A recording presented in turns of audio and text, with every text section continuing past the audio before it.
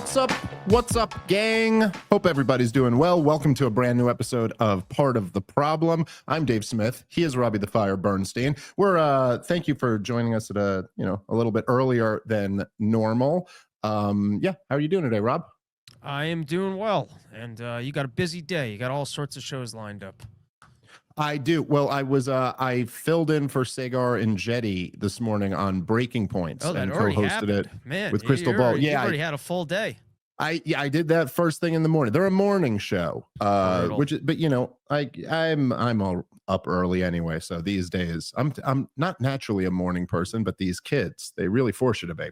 But it was a lot of fun. I think that should be, as you guys are listening now, that should be up.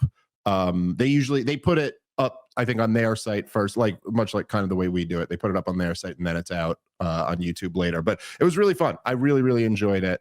So yeah, go check that out. And then of course, tomorrow is the big debate. So I will be debating at the Soho Forum. I'm making my return to the Soho Forum, which was my kind of feels like a homecoming. I miss those guys. So looking forward to that. Of course, Robbie the Fire Bernstein will be there opening up the show with some comedy. So some comedy, a debate, and then an after party over at Jane Epstein's place. So looking forward to that. And then, of course, Rob, Porch Store dates, everybody. Yeah. Check out the Run Your Mouth podcast. And of course, porchstore.com this weekend in DC, Jersey, and Virginia Beach. Come hang out. And then next weekend, a bunch of Texas dates. And if you go to porchstore.com, I'm everywhere this summer. You name a city, I'm probably visiting it. So go to porchstore.com and grab those tickets. Hell yeah. Go see. And I have consistently heard nothing but great things about the Porch Tour. So make sure you go on out to one of those if they're near you. And then of course, me and Rob will also be on tour together. comicdavesmith.com for all of those ticket links.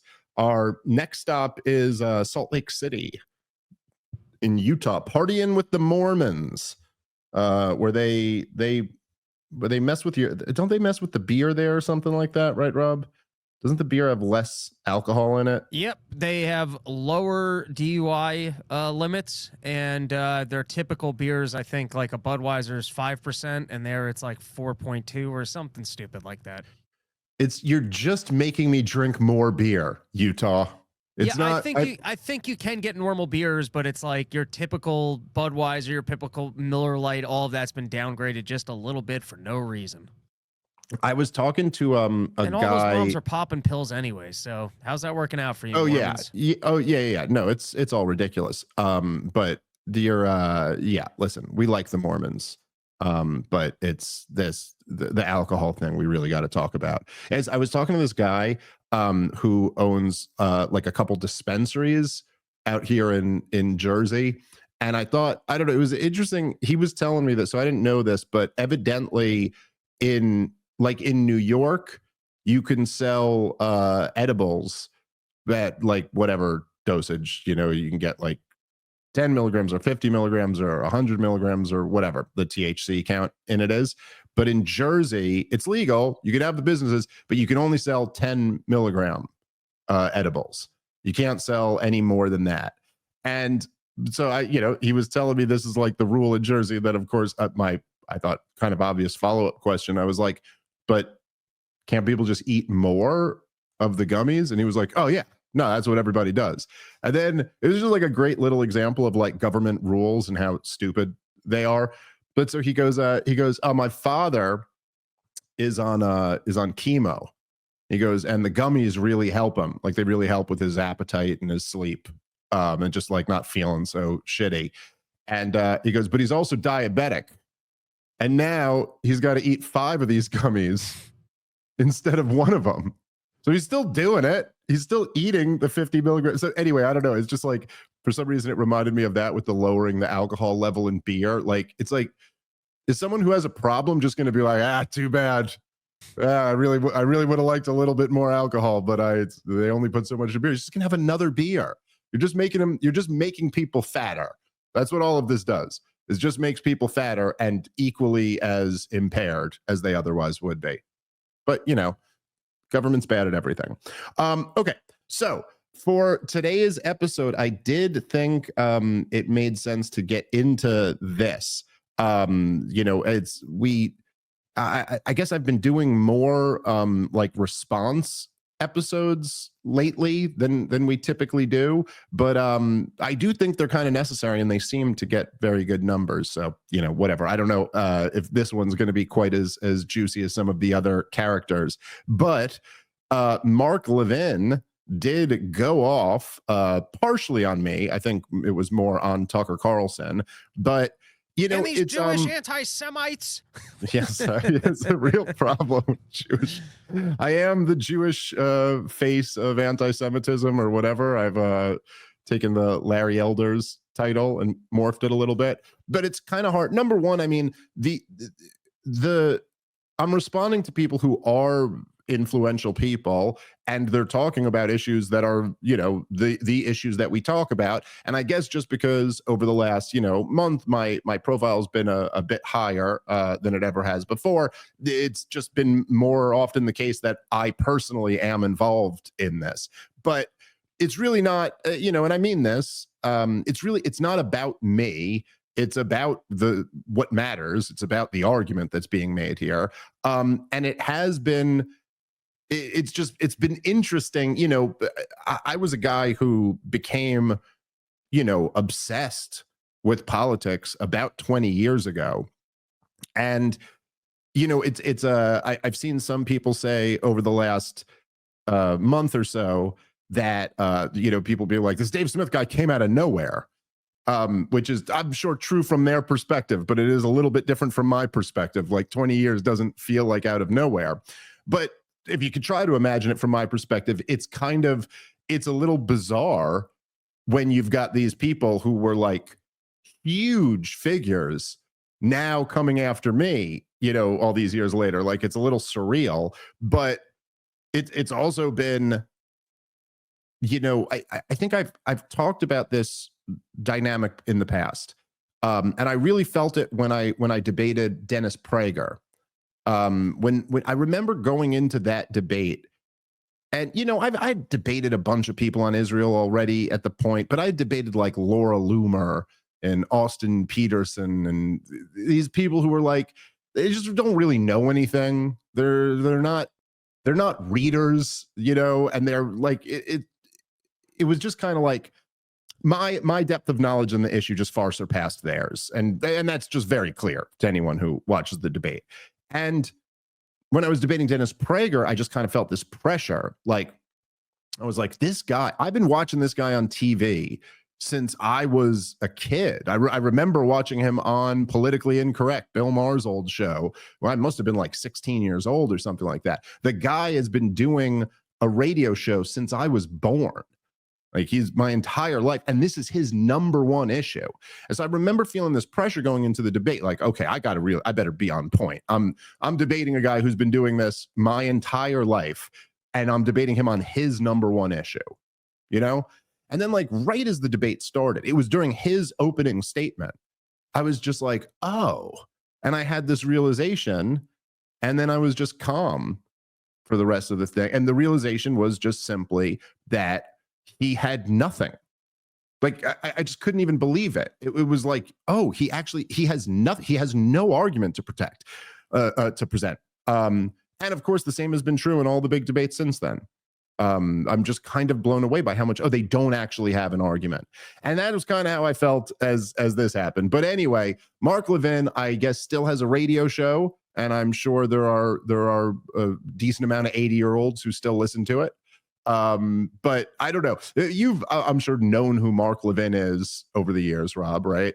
So I used to very occasionally listen to Mark Levin on the radio, and I mean, very occasionally. We're talking about in the years where I was not following politics, but every once in a while I'd be bored on the radio, happened to be in the car, I think at 7 p.m., and the first 10 minutes of Mark Levin before he started taking calls, he had something interesting to say. It was usually rooted in his constitutional analysis, and I just thought his voice was hilarious. Like, if I was doing a cartoon where you're supposed to turn on the radio and hear someone screaming about war, that's the voice I would cast. And it was always a constant, and Mr. President, it's an outrage, and that's just the voice that should be coming out of your radio pitching to you Yes. that the president's ruining the country and we need to be fighting a war. It's like if you had to draw a picture of who that guy should be and create a voice of who it would be, that voice. Anyway, Mark Levin has been a long time right-wing radio talk radio host, has a show on Fox News. He's one of the biggest right-wing radio guys, and for a long time, obviously Rush Limbaugh was always the biggest. And him and Hannity, I think, were fighting it out for like the number 2 spot in right-wing radio for a long time. But for a long time, this is kind of forgotten now, but right-wing radio was the only game in town for critics of liberals. And then obviously Fox News blew up, but it was kind of like these terms that they're kind of sound like dinosaur artifacts or something now, but like, the liberal media. And so which was true, but it wasn't just the news. It was everything. Like all TV and movies were made in New York or LA. And so they always inherently just reflected a kind of cultural political bias. If you like grew up around my age, like I'm 42, when you grew up, even the big shows, like things outside of politics, but like Seinfeld or Friends or something like that, it was all of the characters. There was no religious person. No one ever believed in God. There was never a thing about. No one went to church. No one went to temple. No, like they all had sex out of wedlock. They all, you know what I'm saying? Like it was just like culturally speaking, it was not a conservative world. It was a very secular liberal world. And so right-wing radio became kind of like the thing that they had.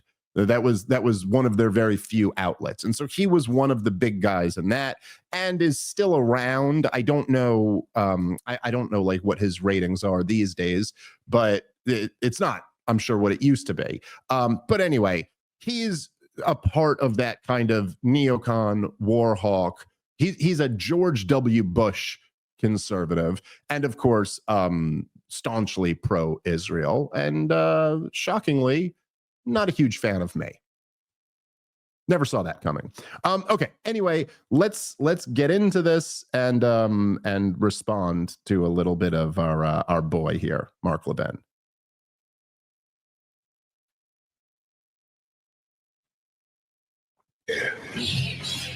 Now, broadcasting from the underground command post, deep in the bowels of a hidden bunker, somewhere under the brick and steel of a nondescript building, we've once again made contact with our leader, Mark Levin. All right, can you pause it already for a second? I didn't even realize this is in here.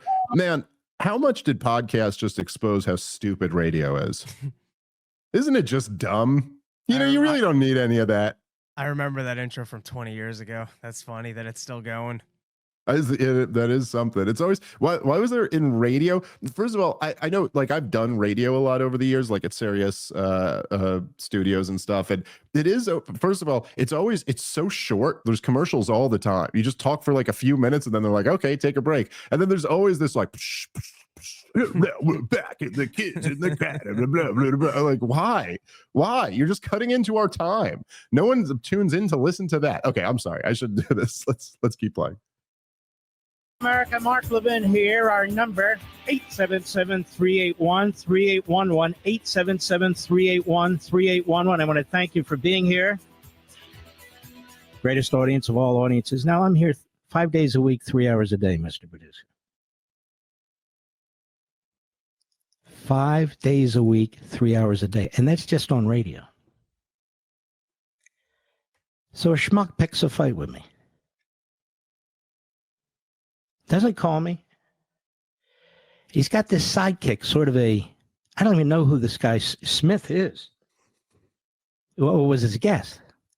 He's not like an Ed McMahon figure or something? I don't know why all these big-time smart hosts always have to have a sidekick or somebody or a guest. Guess that's what they need. Neoconservatives, ladies and gentlemen, as I was briefly stating, these were mostly, it is sort of a nebulous term, or was, but you can see it would be like the Weekly Standard, where Chatsworth Osborne Jr. actually worked with his good friend Bill Kristol. Didn't they find text or something where he called Trump a dumb F too, Mr. Bidis? Something like that. If I'm wrong, Chatsburn, you can put a footnote on that one. But he thinks he runs foreign policy in America. Anybody who disagrees with him has to be smeared. And he brings in these brilliant experts who rewrite World War II and the Holocaust, economists who know history. Then apparently comedians who nobody's ever heard of. Certainly I haven't. But that's okay. That's his gig. He can do whatever he wants. All right, let's pause it already for a second. I don't even know. Do you get my point about how shocking it is how they all have nothing? Like, just what is this? This is just unbelievable to me to watch. It's like all that is that, yeah, I get it. No, I know. Listen, I think it's ridiculous too. I know. It's ridiculous that I'm just some comedian who you've never heard of, and yet I'm better at this than all of you. It's insane. I also think it's crazy. Now that we're over that, can you take on anything I said? Can you take on one argument? Why is it necessary every time for this constant poisoning of the well? I don't even know who this guy is. And then he has the nerve to start this off by saying anyone who disagrees with you on foreign policy needs to be smeared. Well, what exactly are you doing? What is this? What is it necessary to open up with I guess a comedian knows about history and I don't even know his name. I don't even know who he is. Like, okay. All right. It's like they all have to pretend to not be able to remember the simplest name in the fucking world. Like every one of them, not one of you can get Dave right. Like not one of you can figure out Dave.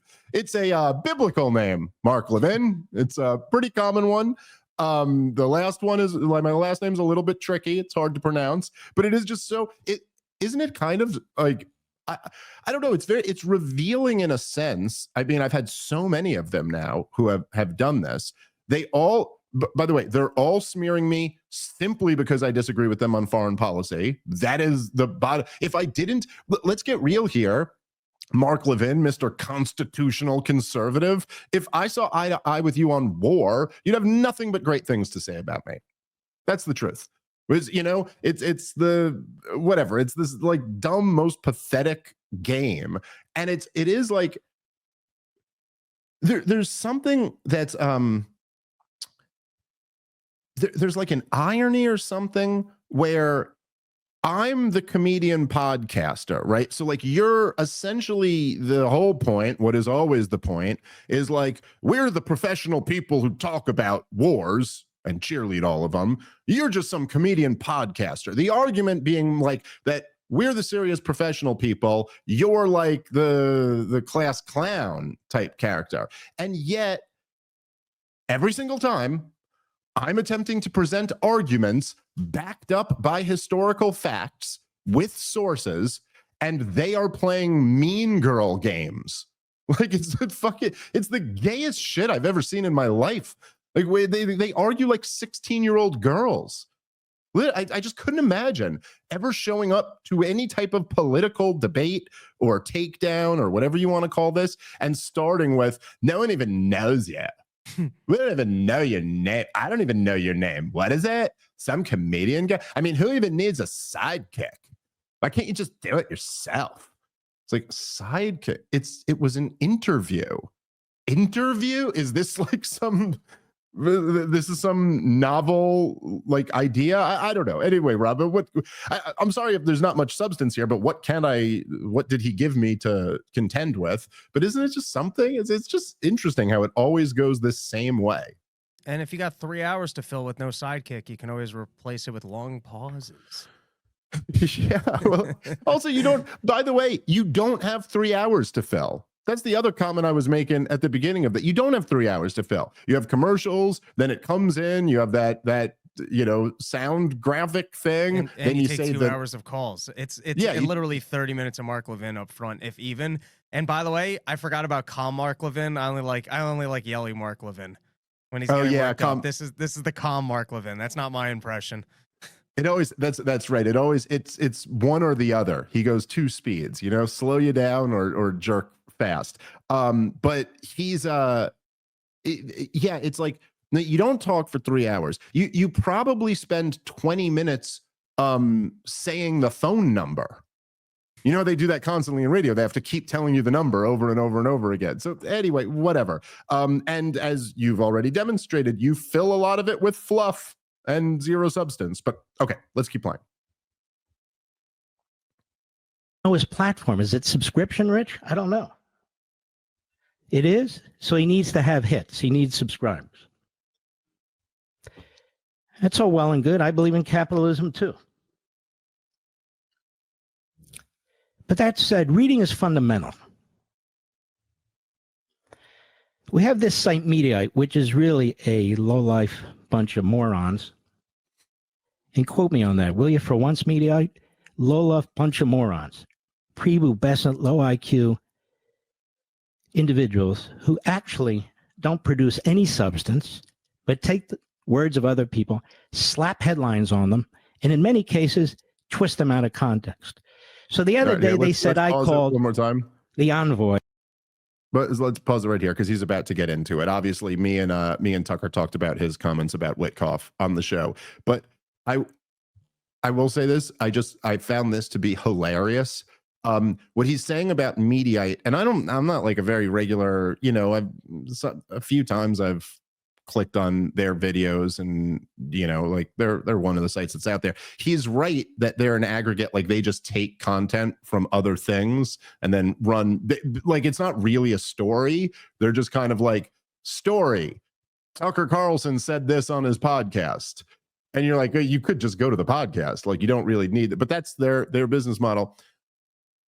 Without any comment on that business model, I just found it hilarious that Mediaite ran this. Like I thought that was the ultimate response. Mediaite just did it again with this content. It's like no matter how much you try to fight them, they're like, great article right there. So they just post this video. This is why I saw it. It was from Mediaite. Or you sent it to me, Rob, actually at first, but it was a Mediaite link.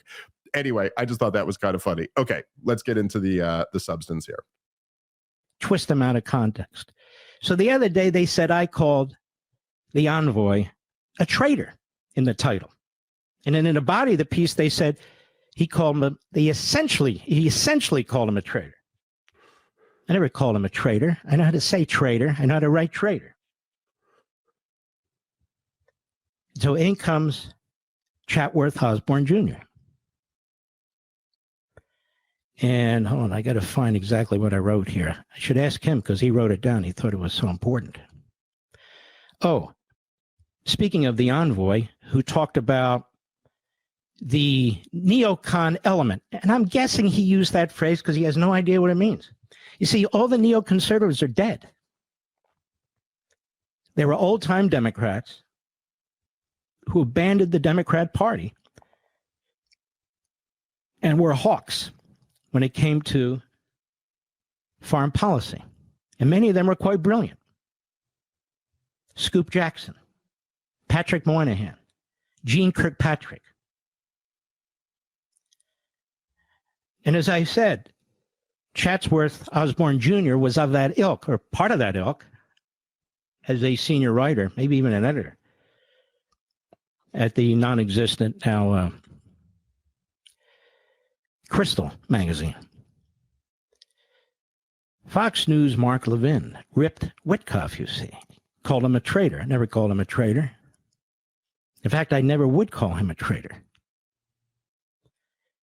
But he posts this, and then I posted this. By the way, neocon is a pejorative for Jew. Unbelievable. You see, all the neocons are gone. So why do they keep using the word neoconservative? Notice they don't use hawk, interventionist, neocon. Why do they keep saying neocon? Because many of the neoconservatives were old-time left-wing Democrat Jews. Can we just pause here for a second? Sure. Chatsworth knows it. You see, this to me is oh, all right. I'm going to be the gay Jew on this one and say All right. this to me is dangerous for Jews, because when you say a neocon, you're criticizing the idea of pro-war individuals. And now you could probably get into the history better than I can of who were the neocons and the damage that they've done to this country. I'm not as intelligent. I don't know the history. You say the word neocon, and I'm thinking of the largely conservative individuals who are always looking for and preaching for war. There is no affiliation to Jewish people when I hear that word. That's not what people are criticizing. If they wanted to criticize, hey, there's an issue with Jewish people, then they're jumping into anti-Semitism, and now you're saying Jews, and that's not even necessarily an affiliation with war. You could say all of these Jews who are pitching war. When you say the word neocon, you're conveying one thing, which is I am actually just calling them the title of the group of people that are very pro-war and advocate for war. And that almost became an insult to people of, oh, you're just a neocon, because they were so wrong and they led us to so many disastrous wars that it almost becomes embarrassing to have the title neocon, because now you're easily dismissed and being within this category that was so drastically wrong on so many things and just likes war. But when you say the word neocon, it has zero affiliation with Jewish people until someone like Mark Levin steps in and goes, oh, the Jews are so highly affiliated with being pro-war in this country, then when you say neocon, you're actually trying, no one had this affiliation until I'm hearing it introduced here. And now you're actually actively affiliating Jewish ideas and Jewish people with the horrible war machine of our country that people are actually trying to criticize. Yeah. Right. Well, okay. So I think that's exactly right.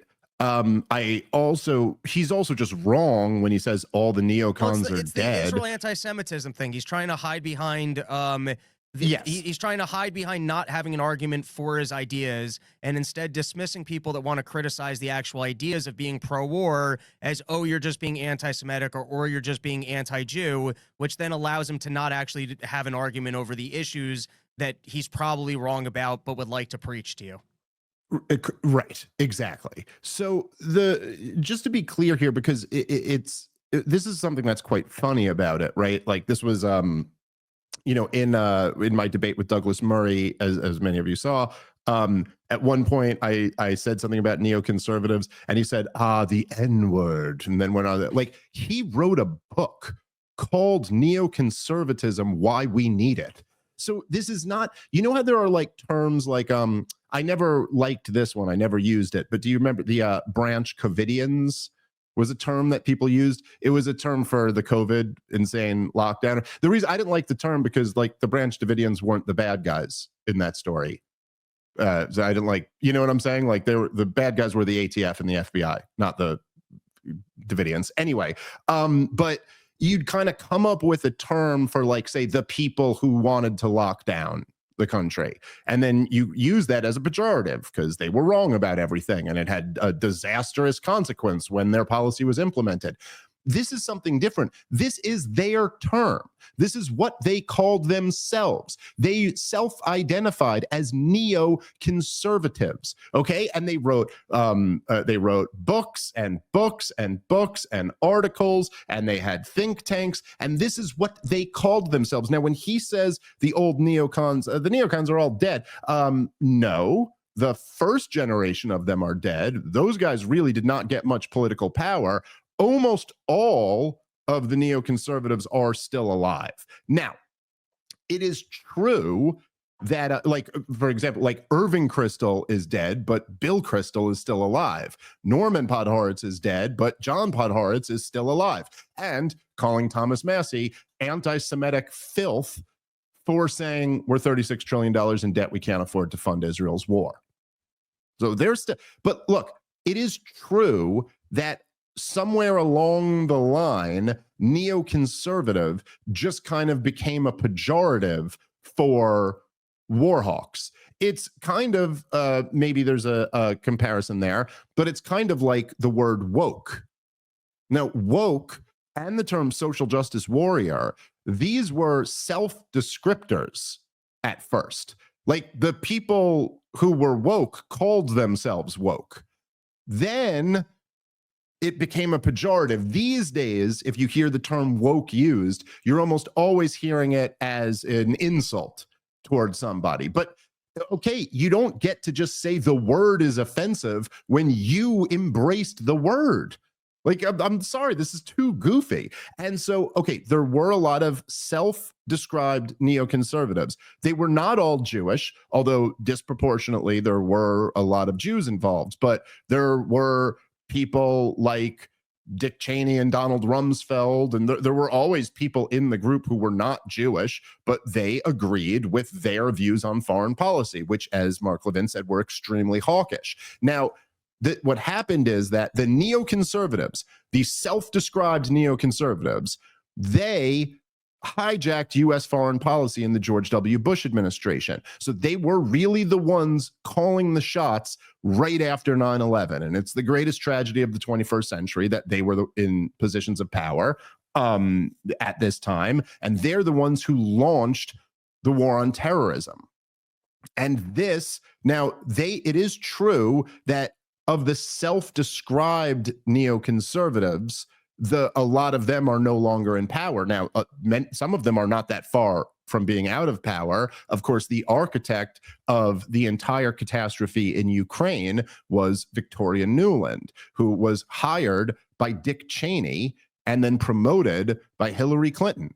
And this is the wife of Robert Kagan, who was a Project for a New American Century, self-described neoconservative.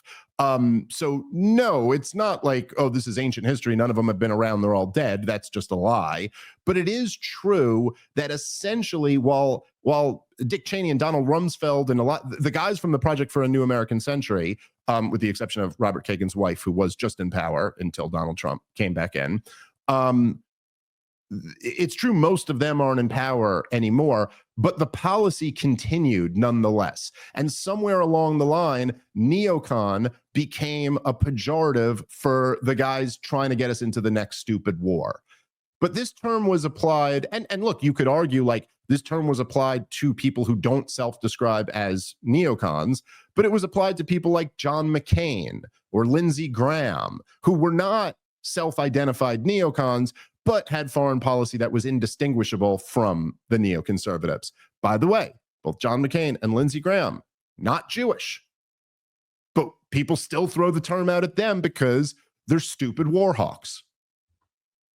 There's it's ridiculous to say that this term is off limits because now, which is what essentially all of them are doing, right? Is that they like the neocon agenda, but they know that the term neocon is kind of associated with catastrophe.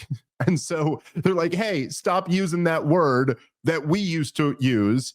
It's like people like Mark Levin, right? Defended the invasion of Iraq and Afghanistan. And I'm sure was critical. I mean, I don't know enough about him, but I'm sure was critical of Obama for not being harsher or for not being more of a hawk. And, it's like, okay, but like, no, I'm sorry, because essentially what they're saying here, on top of like your point is completely right, Rob, but on top of just this thing where you're making it a Jewish thing when it's not, or not entirely at least, it's also a desperate attempt to get away from your own track record, to be like, no, we don't talk about that anymore. You're not allowed to have a word that you use to dismiss all of us based off of our history of disaster.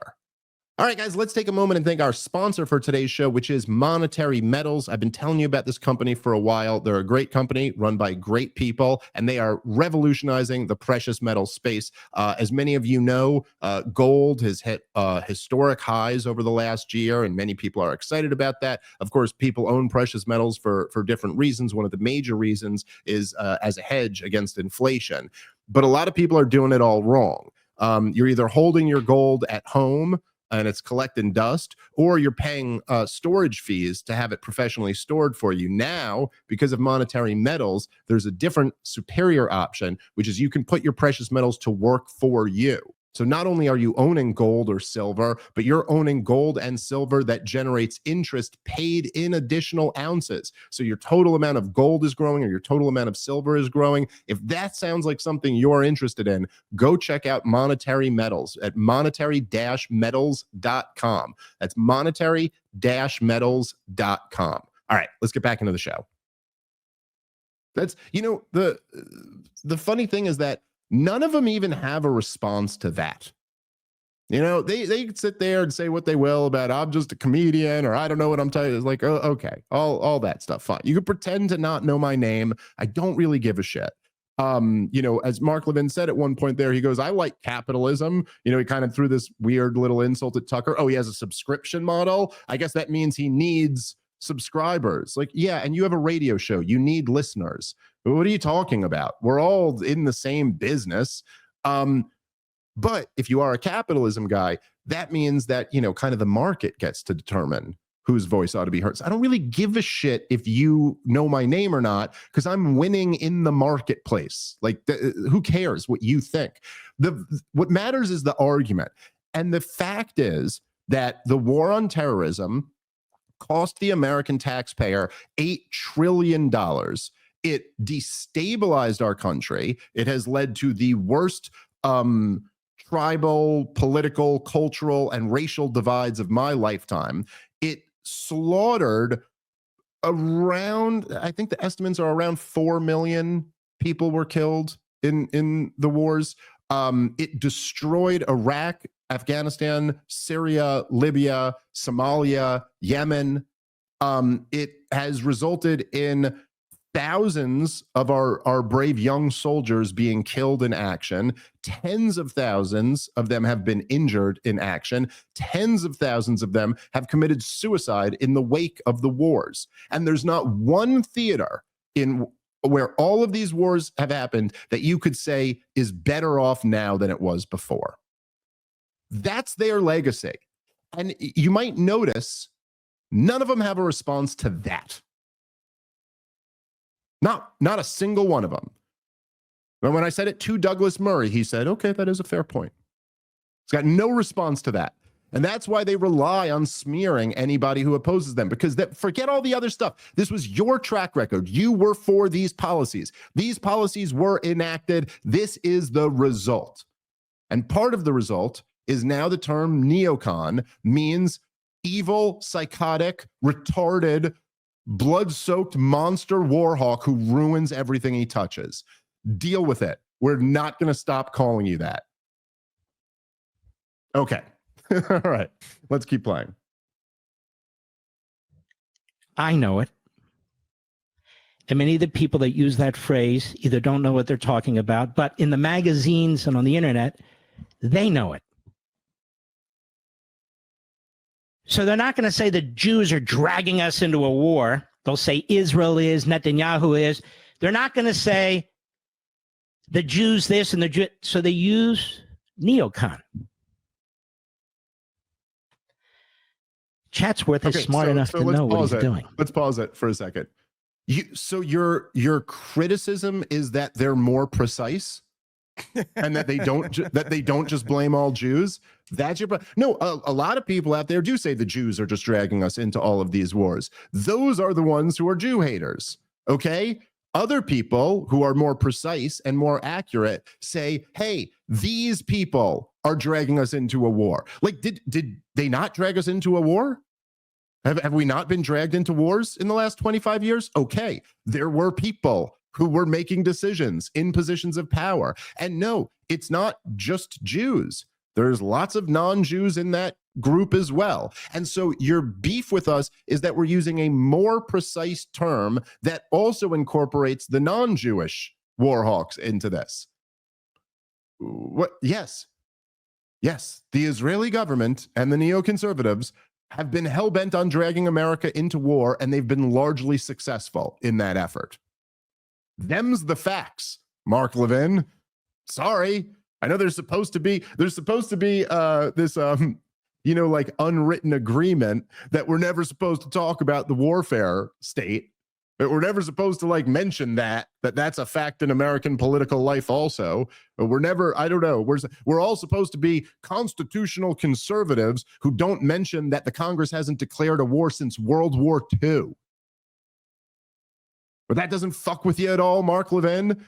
Being in a state of forever war, all of them being undeclared wars, that never, you never read something from the founders that indicated maybe this was not the original intent of Article 1, Section 8? And give me a fucking break. So anyway, yeah. So you're anti-Semitic for saying the neocons drag us into war because you really want to say the Jews drag us into war, but you don't. I don't know. What can you say about this? It's too ridiculous. It's like me being like, you know, the Bloods and the Crips sure have killed a lot of people in Chicago. And then someone going, oh, that's a pejorative for black people. So you really want to say black people are killing a bunch of people in Chicago, but you just keep saying the Bloods and Crips because no, that's so I'm not being racist. I'm being specific. Can you defend the actions of the Bloods and the Crips? No. Let me tell you something. It's easier than defending the actions of the neocons. Killed a lot less people. All right, let's keep playing. He may have transitioned into what he's become today, but he knows what he's doing. I know what he's doing. Now, when I wrote this, by the way, neocon is a pejorative for Jew. Unbelievable. Mr. Producer, does that say I called the envoy an anti-Semite? You're either stupid or diabolical to suggest that I did. Take your pick. Okay. So I'm no fan of the envoy. So after all of this, by the way, it talks about he talks for 3 hours. It's like, yeah, you take a long time to make a point.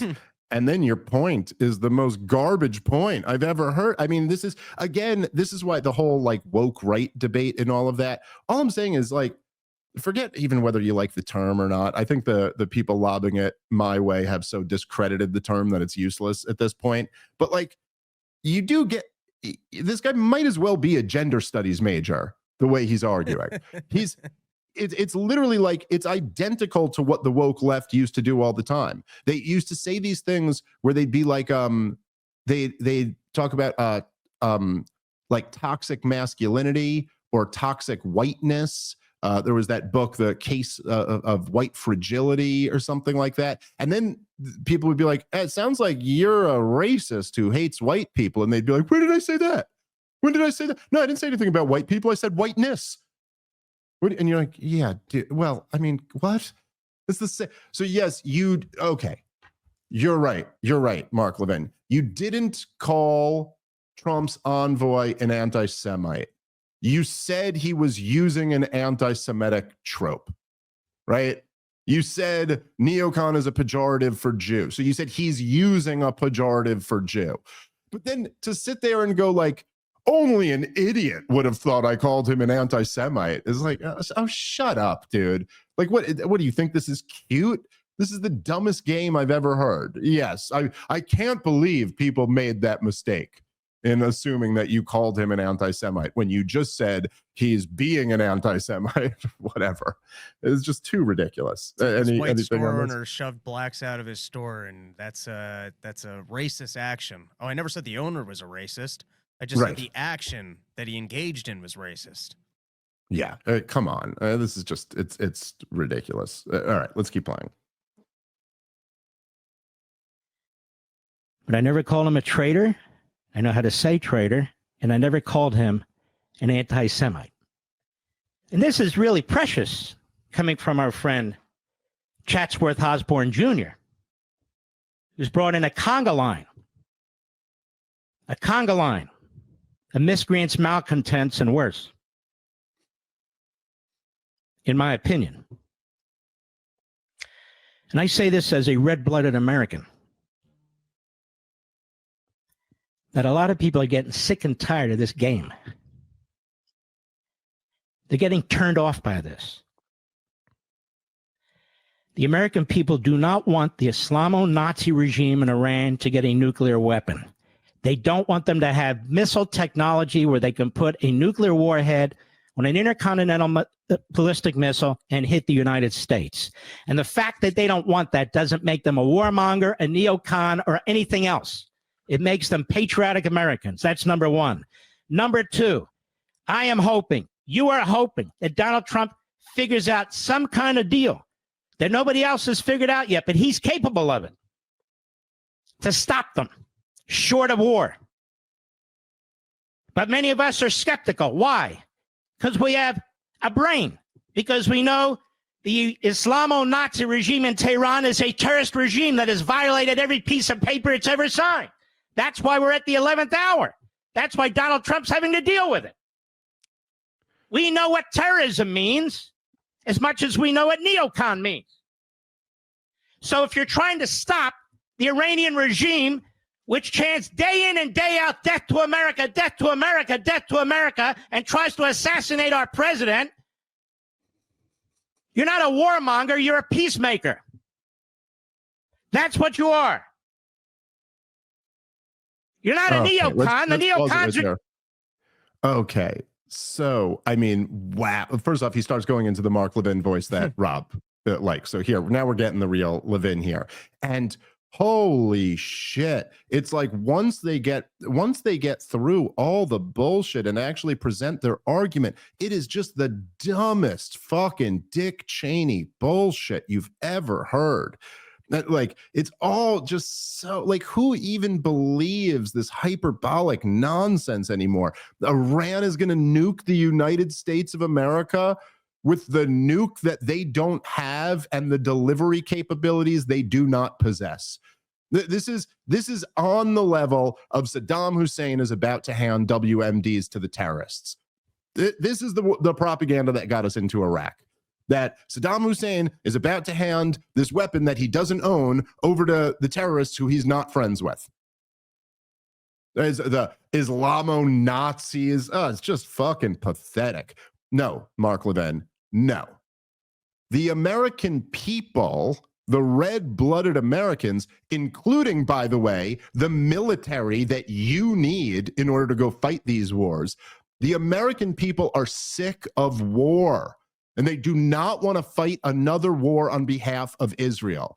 This is borne out across all the opinion polls. And not just the opinion polls, it's the military guys themselves, as I always love to say on the show. But in 2008 and 2012, at the height of the war on terrorism, the candidate who got more money from active duty military than all other candidates combined was Dr. Ron Paul. Because no, the American people don't go, oh my God, there's a bunch of Nazis in Iran. We just have to go to war with them. Actually, the American people aren't even thinking about that shit. The American people are thinking about how America has had a rough go of it over the last few years. That's what they're thinking about. Again, this is borne out in all of the opinion polls.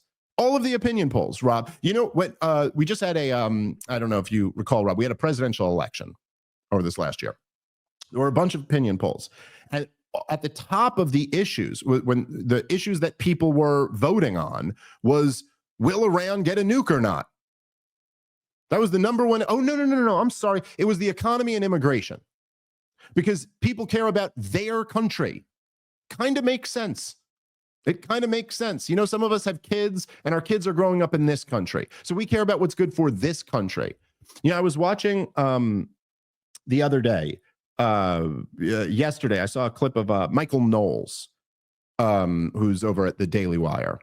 And it's kind of interesting. It's interesting watching the dynamic of Matt Walsh and Michael Knowles because, you know, they're kind of taking the non-interventionist approach while still never criticizing Israel because, you know, they got an audience that they got to keep, but then they also got a job that they got to keep. So they're caught in this kind of weird spot. And at one point, Michael Knowles is saying, he's like, look, you know, I've heard a lot of people make arguments, but no one's really made a convincing argument to me of why Israel doesn't have a right to go to war over October 7th. Now, leaving that aside, because I think a lot of people, including myself, made pretty damn convincing arguments about why Israel doesn't have a right to do what they're doing, but whatever. That's what he says. And then at a point in it, it's almost like he just says it without really thinking of the implication. But he goes, look, I want the war to end tomorrow. Just like as an American, I think it's better and it's in our interest for the war to end. I mean, it's just causing all types of problems, but still Israel has a right to do this. And then you're almost like, you're like, oh, wait, hold on. But so you just subtly admitted that even from your point of view, it's in America's interest for the war to stop. So you're telling me we got to fund and arm a war that is against our interests? Give me a break with this bullshit, Mark Levin. You know why? Listen, man, Mark Levin has a 40-year head start on me in this game. Literally, I bet he's been doing it since I was 2 years old. Okay? And he has tens of millions of dollars, and he works for billion-dollar companies and is syndicated all across the country. And in the marketplace, I have not only caught but beat him due to one simple fact. The American people are not where you are. They're just not. It's borne out in every single opinion poll that you can find. The American people do not recognize that the Islamo-Nazis are our biggest concern. And the American people recognize that, people pouring into the country by the millions illegally, that's our big concern. That are losing the purchasing power of our dollar, that's our big concern. Why are we losing all this purchasing power in our dollar? Well, a big part of it is we've spent $10 trillion on maintaining an empire over the last 25 years. Had to print a lot of money to make up for that. All right, guys, let's take a moment and thank our sponsor for today's show, which is Moink, a great company. They've been a longtime sponsor of this podcast. And I think in a lot of ways, the country has kind of caught up to where Moink's been for a long time. I don't know about you guys. I do not trust the meat that is at the supermarket. Even the ones that say, they're organic or say they're this or that, you just never really know where that stuff's coming from. But now you don't have to worry about any of that because you could just go right to Moink and then you get your meat directly from family farms. Their business is simple. Moink meat comes from animals raised outdoors where a pig is free to be a pig. Their farmers are given an honest day's pay for an honest day's work, and they deliver meat straight to your doorstep at prices you can actually afford. I've been getting this stuff for a while. The meat is absolutely delicious, and it's very convenient that they deliver it right to you. Support American family farms and join the Moink movement today at moinkbox.com/POTP right now, and you get free wings for life. These are the best wings you will ever taste for free, but only for a limited time. They've had a lot of giveaways. This is the best one that they've done since they've been sponsoring us. So go check them out at moinkbox.com/POTP. That's moinkbox.com/POTP and get free wings for life. All right, let's get back into the show. So no, Mark Levin, the people are not with you. And I'll say on top of that, the people, by and large, don't hate Jews. They just hate forever wars. I'll give you the final thoughts on this, Rob, and then I know you do. I have you to run. cut out for a call, but I encourage you to keep on going because I feel like Mark Levin deserves more trashing here, and you're doing an excellent job. All right. Thank you, sir. We will talk to you guys. Make sure go check out Run Your Mouth. Go to theporchtour.com. Okay. Let's keep playing. I'll do another few minutes on this without Rob. Let's keep playing. They're dead. Now people use neocon. Many people innocently, they don't know what it means. He knows what it means. And my point to our envoy was, why are you using a word like that? Because you don't even know what it means, as do others. And so the point was to let him know that it's a pejorative. What it's a pejorative war, and it's unbelievable that he spews it. And he'll keep spewing it, and others will too. But I don't have to pretend I'm Helen Keller, that I don't see and I don't hear, and neither do you. And neither do you. And there's a whole pattern over there with Chatworth Osborne Jr. A whole pattern. Now, he's free to do what he wants. I believe in free speech. Go ahead, buy a subscription. Do whatever you want. It's perfectly fine by me. But don't screw with me, you little bastard, by twisting my words. All right, let's You pause it should right have picked there. up the phone. Don't screw with Mark Levin. Or what? Or what, you old soft man? What are you going to do?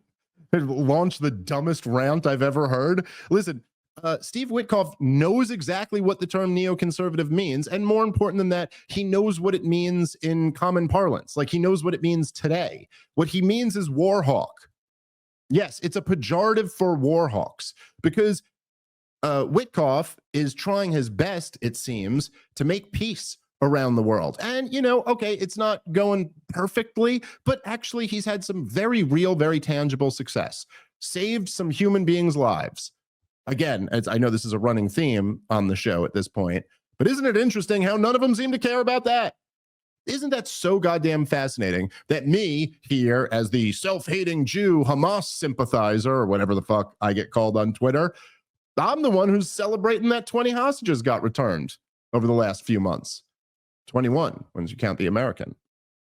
But so yes, he knows. Again, woke, like the term woke, which is what I made the analogy. It first started as like a black consciousness term. It started as like black people. The idea was to get woke, to wake up to like the systemic oppression and the kind of false narratives that have been created. And then, as is typically the case, it started in the black community, and then a bunch of white liberals were like, "Oh, that's cool. We want it." And so they took it. And then they did really, really stupid things with it, like argue that, gender is made up and all types of ridiculous stuff. And now it's a pejorative used to smear that. But if anyone were to say to you, they go, "You don't even know what the term means. The term means black consciousness." It's like, nah, it once did. It doesn't anymore. It's the way words work. Language evolves like that. And yes, the term neocon is now just a pejorative for warhawk, because you guys have lost the fucking argument. That's the truth. There's a real irony in the whole, last month, and the whole nonsense about like experts and, you've never been and all that ridiculous stuff. It's like, look, I will be the first to admit it's true. It is ridiculous. It is ridiculous. There should be better people. It's just that you guys suck so much that I can fuck all of you up. This is why I wreck these guys every time they're willing to debate, to the point that I don't think too many of them are going to be willing to debate anymore. There's someone was trying to set, it was Josie, the redheaded libertarian on Twitter. She was trying to set up a debate on the woke right, and between me and James Lindsay, and I was like, "Yeah, absolutely, I'll do it." And he was like, "No, they're not doing that." And of course not. Why would they? None of you guys have lost the fucking argument, because your argument is built off lies and blood. That's it. No one's going to stop using neocon as a pejorative because Mark Levin threatened them. Keep ranting. Keep your dumb rants coming. Please, it's just more content. Please, keep them coming. Sorry, you guys, listen, say what you will about me. There's far more educated people than me. I've read like everything the neocons have ever fucking written. I know all the shit they wrote in the Project for a New American Century. I know their whole clean break strategy, their whole 7 countries in 5 years strategy. Read everything they've written. And you don't get to walk away from that now, especially people like Mark Levin, who fucking supported it from a position of power. There's somebody having a real influence, one of the biggest right-wing talk radio show hosts in the country. You supported every one of these catastrophic wars. And now that they've all ended in disaster, you got to deal with being called a neocon for it. So fuck neocons, and we're never going to stop saying that word. Okay. That's the show for today. Thank you guys so much for listening. I do appreciate it. I'll see some of you guys out there at the Soho Forum tomorrow night. Really looking forward to it. Catch you guys tomorrow. Peace.